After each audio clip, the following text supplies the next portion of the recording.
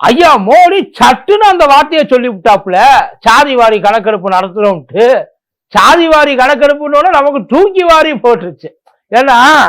ஏண்டா எவ்வளவு பக்கத்துல வச்சு வெளியே வடிச்சாலும் இந்த கிழவிக்கு காது கேட்காது.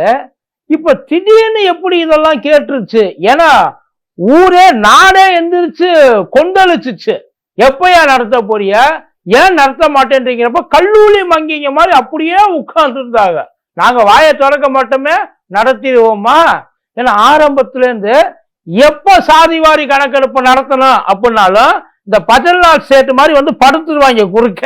என்னை போப்பா போ, என்னைய தாண்டிட்டு அதுக்கப்புறம் நீ போ அப்படின்ற மாதிரி படுத்து நடத்த விடாம ஆக்கிடுவாங்கன்னு வைங்கள. ஆனா திடீர்னு கோரிக்கையே இல்லாம இதுக்கு ஒப்புதலுக்கு நாங்க ஸ்ட்ரைட்டா ஆர்டரே போடுறோம், சாதிவாரி கணக்கெடுப்பு நடத்துறோம் அப்படின்றாங்களே. அதுக்கு என்ன காரணம்? ஒண்ணு இல்ல, இத்தனை நாள் வரைக்கும் ஐயா மற்றவங்க காலத்தை வாரிக்கிட்டு இருந்தாப்புல. ஆனா இன்னைக்கு சாதிவாரி கணக்கெடுப்புன்ற காலில் ஒட்டுமொத்த இந்தியாவின் சேர்ந்து ஐயாவோட காலம் வாரி இருக்கு. பாத்துருவோமா? வணக்கம். உங்கள் லெஜண்ட் சரோனாவில் அக்ஷய திருதியை முன்னிட்டு தங்க நகைகளுக்கு பவுனுக்கு ரூபாய் 2000 தள்ளுபடி. ஏப்ரல் 22 முதல் மே 4 வரை ரூபாய் 2000 தள்ளுபடி. அக்ஷய திருதியை பொன்னாளில் மேலும் மேலும் பொன் சேர்ந்திட வாழ்த்துகிறோம். உலகின் மிகப்பெரிய single display jewellery the legend new Saravana stores பிரம்மாண்டமாய் பாடி.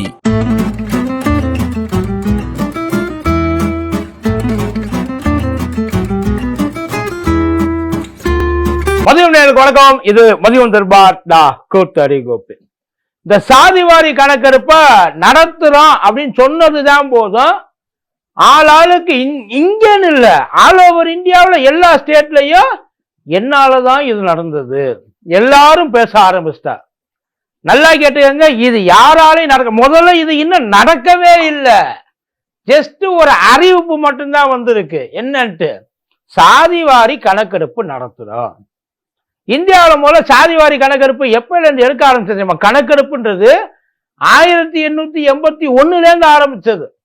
அப்ப ஆரம்பிச்ச கணக்கு 1931 வரைக்கும் வருஷா வருஷம் வெள்ளக்காரன், அதான் வேலைன்னு வந்துட்டா வெள்ளக்காரன் மகிழ, இதுதான் வேலை. 31 வரைக்கும் அவன் கணக்கெடுத்து கரெக்டா வச்சிருந்தான்.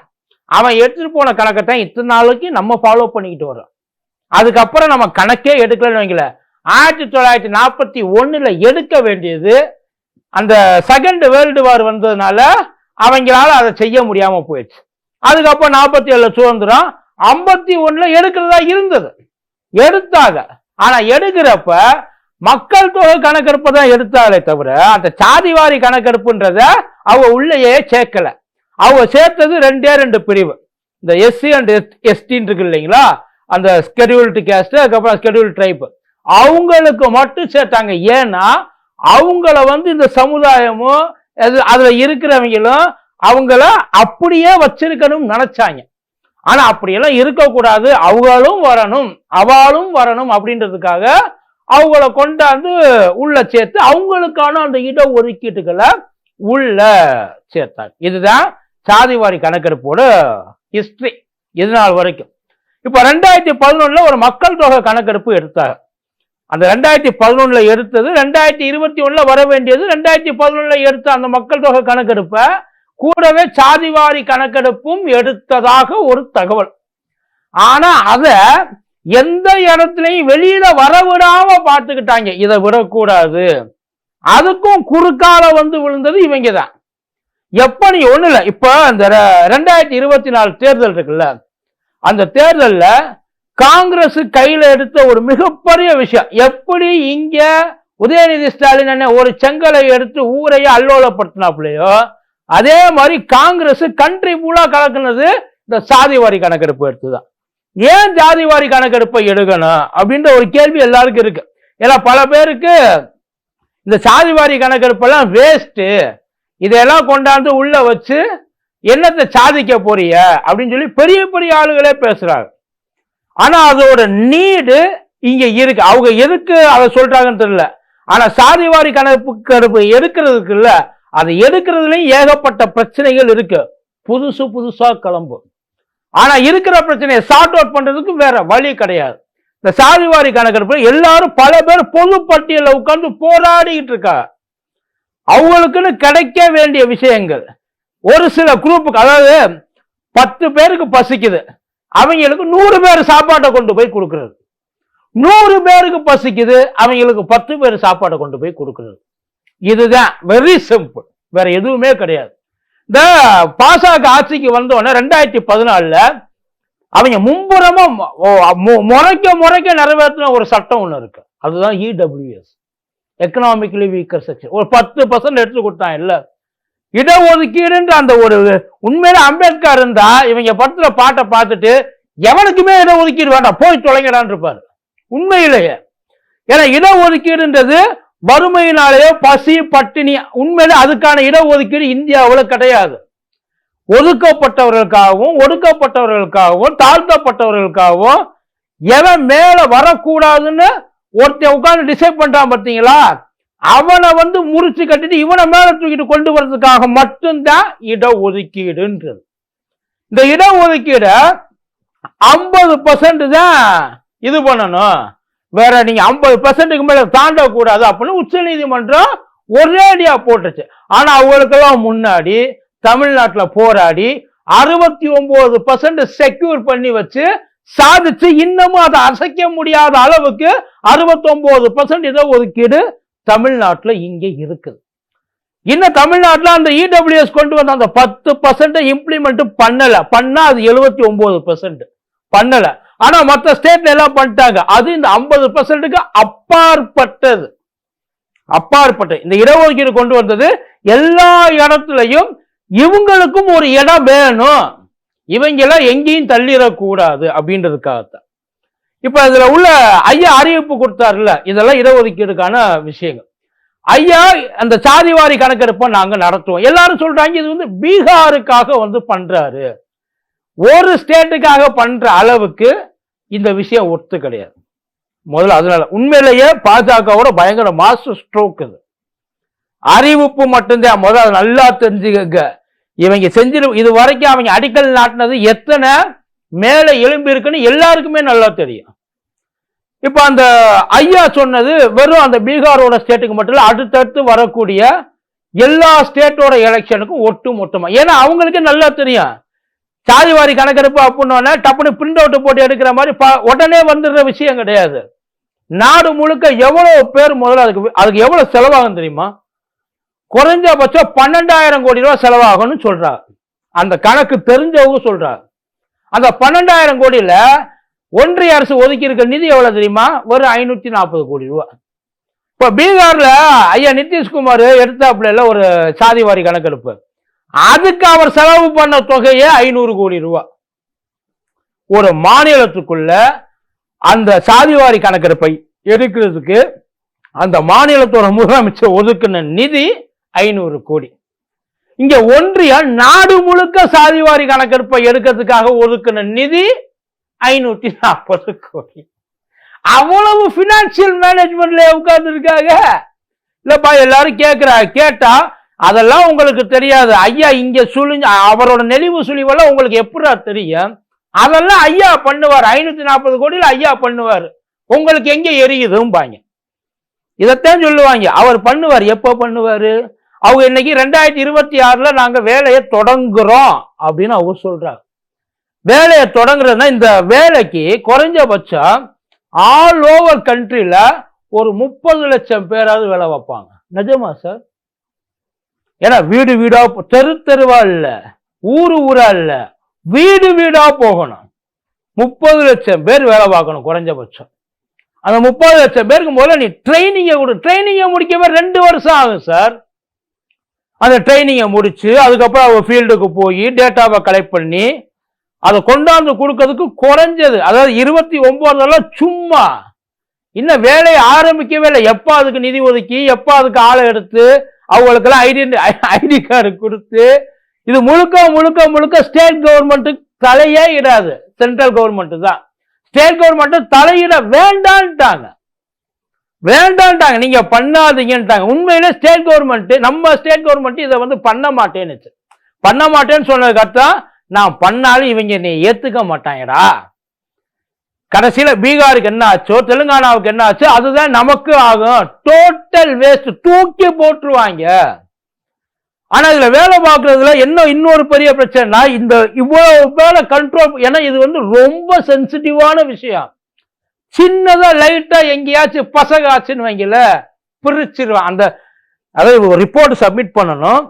அந்த ரிப்போர்ட் சப்மிட் பண்ணி அந்தந்த ஜாதிகள் இருக்கு இல்லையா அவங்க அதை அக்செப்ட் பண்ணணும். அது இல்லாம ஸ்கேட்டர் ஆகி கிடக்கும்ல, ஒரு சின்ன சின்ன குரூப்பா நிறைய பேர் ஸ்கேட்டர் ஆகி கிடப்பா. தமிழ்நாட்டில் ஏகப்பட்ட பேர் அந்த மாதிரி பல இடங்களை பிரிஞ்சு கிடக்குறாங்க. அவங்களுக்கெல்லாம் புதுசா ஒரு யூனியன் ஆரம்பிக்கிறதுக்கு இவங்க எல்லாம் ஒட்டு ஊதிக்கிட்டு இருப்பாங்க. உண்மை, நான் அவங்களுக்கு அப்பதான் தெரியும், ஓ இவ்வளவு பேர் இருக்கோமா, அப்ப நமக்கு இவ்வளவு ஸ்ட்ரென்த் இருக்கா, நாம ஏன் புதுசா ஒண்ணு பண்ண. இதுவும் வரும், ஏத்தம் இறக்கம் அடிதடி சண்டை, இது அத்தனையும் சாதிவாரி கணக்கெடுப்புல வரும். ஐயா ராகுல் காந்தி உண்மையிலேயே இதை முழுமையா கொண்டு போய் நீங்க சேர்க்கணும். அவர் யாரு எடுத்தாலும் யாரு வேணாலும் இதுக்கு இது வச்சுங்க, லேபிள் ஒட்டிக்கங்க, அதை பத்தி தப்பே இல்லை. ஐயா மோடி கவர்மெண்ட்ல வந்துச்சுன்னா ஐயா மோடி தான் இதை பண்ணாரு, அதுல மாற்றம் இல்லை. ஒருவேளை 2029 எல்லாம் சேஞ்ச் ஆகி இவங்க ஒர்க் ப்ராசஸ் எல்லாம் முடிக்க போற சமயத்துல ஐயா ராகுல் காந்தி உள்ள வந்துட்டார், அவர் பிரதமர் ஆகிறார் அப்படின்னா அவர் பேர்ல தான் இது ராகுல் காந்தி பீரியட்ல இது நடந்தது. ஐயா மோடி இதுக்காக இனிஷியேட் அப்படிலாம் சொல்லவே மாட்டாங்க. ஏன்னா இப்ப ஐயா மோடி இனிஷியேட் எடுத்திருக்காருல, ராகுல் காந்தி கொடுத்த பிரஷரால தான் இவர் எடுத்தார், வேற வழி இல்லாம எடுத்தார். சொல்லுங்க பார்ப்போம், அதெல்லாம் ஒத்துக்கவே மாட்டாங்க. இது ஐயா மோடியோட RSS இருக்காங்க இல்லையா, அவங்க இது வரைக்கும் இத உள்ள கொண்டு வந்ததா சரித்திரமே கிடையாது. இதுக்கு ஒத்துழைப்பு எங்கேயாச்சும் இது வரைக்கும், ஏன்னா எப்ப ஐயா மோடி தான் சொல்லியிருக்காரு, எப்போ சாதிவாரி கணக்கெடுப்பு நடத்தினாலும் இது இந்துக்களை பிளவுபடுத்துவதற்கான வேலை, எங்களை பிரிக்க பாக்குறாங்க. அண்ணன் தம்பியா ஒற்றுமையா யாரு என்ன சாதினே தெரியாம ஒண்ணுக்கு மண்ணா புழங்கிட்டு இருக்க எங்களை இவங்க பிரிக்கிறாங்க. இதத்தான் இத்தனை நாளா ஒரு ஸ்டேட்மெண்டா சொன்னாங்க. ஆனா இப்ப அவங்க சொல்லியிருக்க அந்த விஷயம் வேற வழியே கிடையாது. உண்மை அதுதான், ஒரு எக்ஸ்ட்ரீமுக்கு போயிடுச்சு. இப்ப எல்லாரும் வாழ்த்துக்கள் சொல்றாங்கல்ல ஐயா மோடிக்கு, நாங்க ஆதரவு தரோம். இத்தனை நாள ஏன் அதை கேட்கல? 2011 நடந்த அந்த மக்கள் தொகையில 2021 அவங்க எடுக்கிறதா இருந்துச்சு, கொலாப்ஸ் ஆயிடுச்சு. அதாவது நம்ம நாடே கொலாப்ஸ் ஆயிடுச்சு, வேர்ல்டே கொலாப்ஸ் ஆயிடுச்சு. அங்க பூரா நம்ம எதையுமே செய்ய முடியாத ஒரு சூழ்நிலை, நமக்கு வேற முக்கியமான விஷயங்கள்லாம் வந்துருச்சு. அதனால நம்ம அதை பண்ணல, அதுல நம்ம யாரும் போக்கஸ்டா இல்லை. ஆனா ஒவ்வொரு முறையும் சாதிவாரி கணக்கெடுப்பு மாநிலத்துக்கு உரிமை இருக்குன்னு கத்தி சொன்னாங்கல்ல, அப்ப எல்லாம் மாநிலத்தை பிடிச்சு கழுத்தை பிடிச்சு எரிச்சோம்ல. இப்ப ஏன்ப்பா இப்பெல்லாம் உட்காந்து இப்ப மாநிலத்தை எடுக்க சொல்ல வேண்டியதானே? அவங்களை நான் முழு அதிகாரம் எல்லா மாநிலங்களுக்கும் கொடுக்கிறேன், சாதிவாரி கணக்கெடுப்பை எடுக்கட்டும் சொல்லியிருக்க வேண்டிய, ஏன் சொல்லல? அதை யாராச்சும் இங்கனுக்குள்ள உட்காந்து கேட்டாளா? அதை பத்தி கொஞ்ச நாள் யோசிச்சாலும், ஆமா இத்தனை நாள் இப்படி எல்லாம் பேசிக்கிட்டு இருந்தாங்க, இன்னைக்கு உட்காந்து நீ நல்லா எடுக்காத, நான் தான் எடுப்பேன், நான் அதோட போயிடுறேன். அதாவது இது என்ன, இப்ப எதிராக இப்ப காங்கிரஸ் இப்ப அவங்கள குற்றம் சொல்ல முடியாதபடி, உண்மை அதுதான் மாஸ்டர் ஸ்ட்ரோக், குற்றம் சொல்ல முடியாதபடி. அங்க பாருங்க, சாதிவாரி கணக்கெடுப்பு எடுக்க மாட்டேன்றாங்க, பல பேருக்கு கிடைக்க வேண்டியது கிடைக்காம போகுது. இவங்க எப்பயுமே ஒரு குரூப்புக்கு மட்டும் சாதகமா இருக்கணும்ன்றதுக்காகவே அந்த சாதிவாரி கணக்கெடுப்பு, இந்த மாதிரிலாம் பேச முடியாதுல்ல. வாய அடைக்கிறதுக்கான ஒரு வேலை, ஏன்னா வேலை செஞ்சா தானே எல்லாத்துக்கும் ஒரு பதில் வச்சிருப்பாங்க. ஏப்பா செய்யல, நாங்க குழு ஃபார்ம் பண்ணிட்டு இருக்கோம், பட்ஜெட்டை அலாட் பண்ணிட்டு இருக்கோம், ஆளுங்களை ட்ரெயின் பண்ணிட்டு இருக்கோம். இன்னும் சொல்ல போனா 2029 தேர்தல்ல அப்பதான் நாங்க அதுக்கான 75% முடிச்சிட்டோம் சொல்லுவாங்க பாருங்க. இப்போ இந்தியா பூரா நடக்கிற எல்லா தேர்தலையும் இது எதிரொலிக்கும், இதோட ரிஃப்ளெக்ஷன் இருக்கும். நாங்க சாதிவாரி கணக்கெடுப்பு எடுக்கிறோம், எல்லா ஸ்டேட்லயும் போய் சொல்லுவாங்க நாங்க எடுக்கிறோம், உங்களுக்கு எல்லாம் விடிவு காலம் வந்துடும். இதுக்கு முழுக்க காரணம் ஐயா மோடி தான். இதுக்கு முன்னாடி பேசினப்ப எல்லாம் வாயே திறக்காம கம்முன்னு உட்கார்ந்து இல்லையே.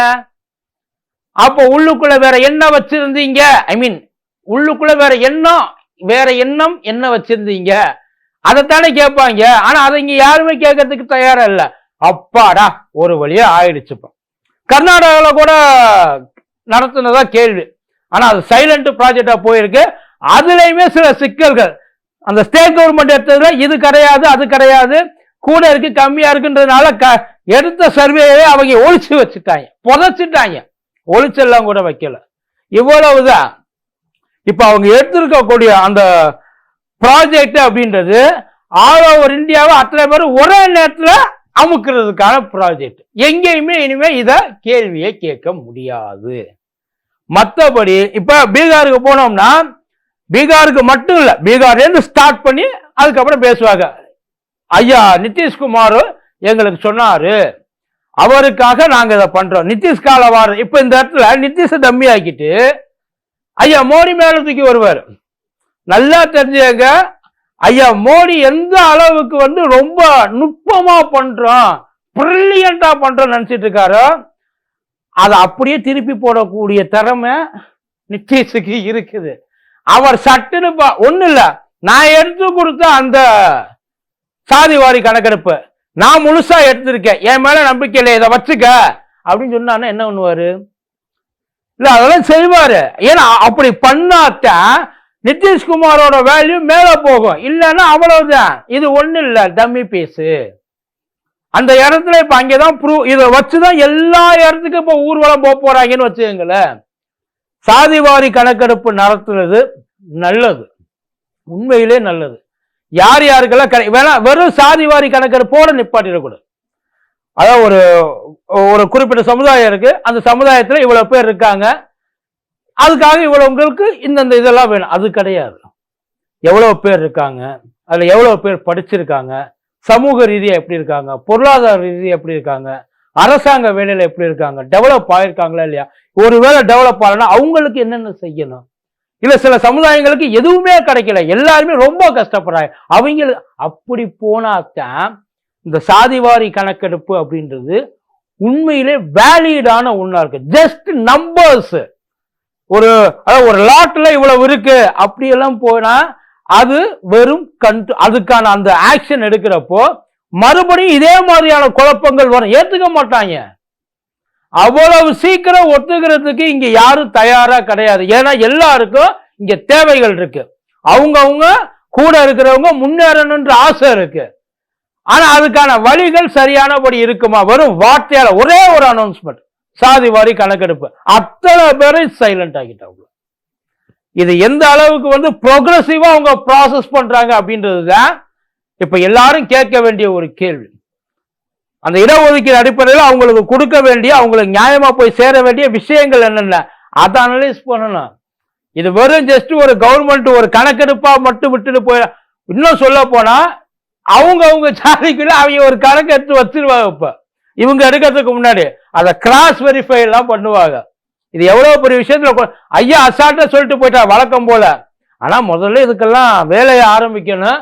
ஆரம்பிச்சு இதை வச்சு இன்னொரு 10 வருஷம் 2 தேர்தலை ஓட்டிட மாட்டாரு ஐயா. யோசிச்சு பாருங்க, அவர்கிட்ட போயிட்டு மோத முடியுமா? அவர்கிட்ட போய் கேட்கிற மாதிரி இங்க எப்பயும் இங்க இருக்கிறவங்களாம் போய் கேட்டிருப்பாங்களே. ஆனா அங்க எதுவும் டச் பண்ணக்கூடாது, நமக்கு ஈஸியா கைக்கு வாக இங்கதான் ஸ்டேட்ல ஒருத்தர் உட்கார்ந்து இருக்காரு. எல்லா ஸ்டேட்லயும் இதான் நடந்திருக்கு. இப்ப இதான் பண்ண போற, அறிவிச்சதோட அப்படியே விட்டுறாம. ஆனா இனிமே ஒரே ஒரு விஷயம், அது மட்டும்தான் நல்ல விஷயம். அதுல இனிமே யாரும் ஸ்டேட் கவர்மெண்ட்டை குறை சொல்ல முடியாது. கேட்கறத இனிமேல் ஏதாச்சும் ஒரு விஷயம் கேட்கிறாந்தா நேரம் அங்கே போய் கேட்டுக்கப்பா, அவர் தான் பண்றேன்னாரு. அவர்கிட்ட அதையும் மீறிங்களுக்குள்ள சில பேர் பாலிடிக்ஸ் பண்ண இப்போ வருவாங்க. அத்தையும் மீறி வேற வழியே இல்லாம நீ ப்ரெஷர் கொடுக்கல, எல்லாரும் அப்புறம் என்னத்தை தான் நீங்க இருக்கீங்க, அப்புறம் எதுக்கு இவ்வளவு எம்பி எல்லாம் இந்த பேச்சுல வர சொன்னவனை விட்டுருவாங்க. அதாவது அடிச்சவனை பிடிச்சிருவாங்க, அடிச்சவனை விட்டுருவாங்க, ஆப்டவனை பிடிச்சிக்குவாங்க. அந்த கதையா தான் இருக்கு. ஆனா இனிமேல் அது நடக்காது. எல்லாருமா ஒட்டுமொத்தமா வாயை விட்டுட்டாருல, இனிமே கொக்கி போட்டு தூக்கி அவர் சொன்ன வேலையை செஞ்சு முடிக்காம அவர் இருக்கக்கூடாது, இதே வேலையா இருக்கணும் அப்படின்றத ஆல் ஓவர் இப்ப பெரிய ஒரு சுமையா ஐயா மோடி தலையில சுமந்துகிட்டு இருக்காரு. பார்ப்போம் என்ன நடக்கும். இதை வச்சு உண்மையிலே சக்சஸ் பண்ண போறாப்லையா இல்ல வழக்கம் போல சர்க்கஸ் பண்ண போறாப்லையான்னு பொருந்துதான் பார்க்கலாம். நன்றி.